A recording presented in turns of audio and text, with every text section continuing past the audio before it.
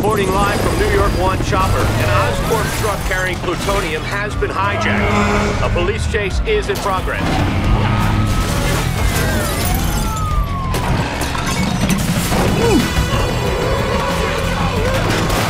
Oh, gotcha.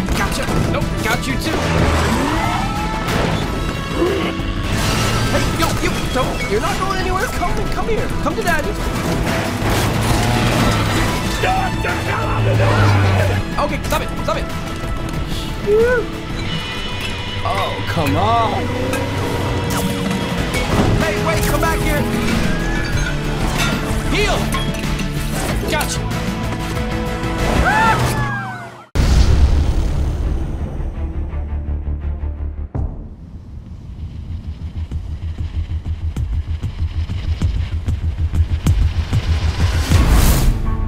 Every day, I wake up knowing that the more people I try to save, the more enemies I will make. And it's just a matter of time before I face those with more power than I can overcome.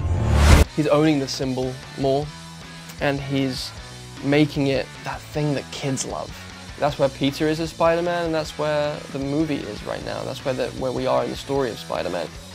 The tone is very alive. It's crackling with life. It's a roller coaster, this second one. So there's a different vibe entirely, I think, on set and in the creation of it. And in the script, it's just very big and poppy and alive.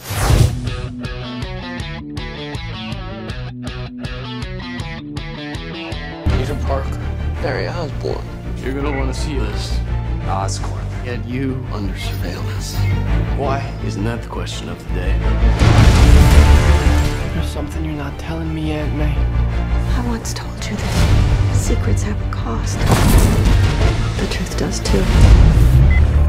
My name is Richard Parker. I have discovered what Oscorp was going to use my research for. I have a responsibility to protect the world from what I know they're capable of.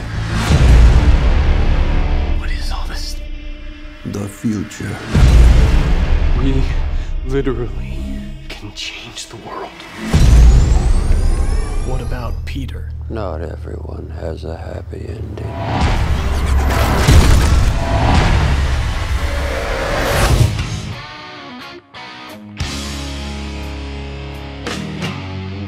It's more intense, and it's more epic, and it's more multi-layered.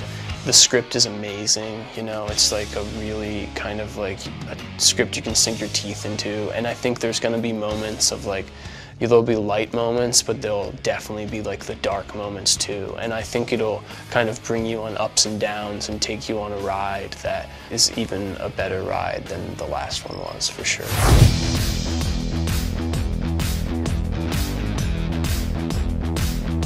I wanted the characters to have weight, meaning that he feels Spider-Man is his friend, almost to the point of where he's obsessed with him.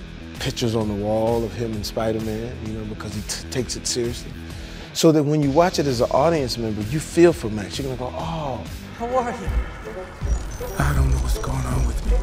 I can see that. I believe you. Strange. I feel like I got so much anger. I can see that. I can see you don't want to be here. I can see you're scared. I can see you don't know what's happening to you. I can see that you don't want to hurt anybody. It's gonna be all right. Got a clear shot. Standing by. I don't want them shooting I'm not me. gonna shoot you. You guys, this is my buddy Max. I told you about Max. No one shoots at Max. You and me, okay? It's just you and me talking. Whoa, stay right there. Stay right there. Just be careful. The grate, just the electricity. I just wanted everyone to see me. He makes a move, you take that shot. How about you come with me? Okay. Go somewhere we'll talk. Away from all these people, okay? Yeah, yes.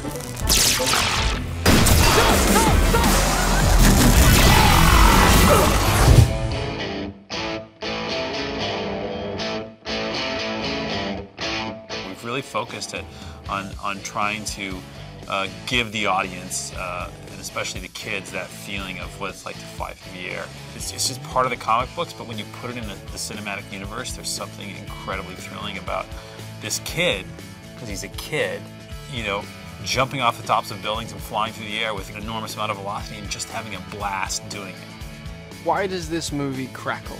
Well, it's got an electrifying cast. It's got a story that is epic, timeless, romantic, fun, exciting, adventurous. It's Spider-Man. You can't really argue with Spider-Man. Spider-Man's Spider-Man, and he's inarguably awesome. Everyone in the city will know how it feels to live in a world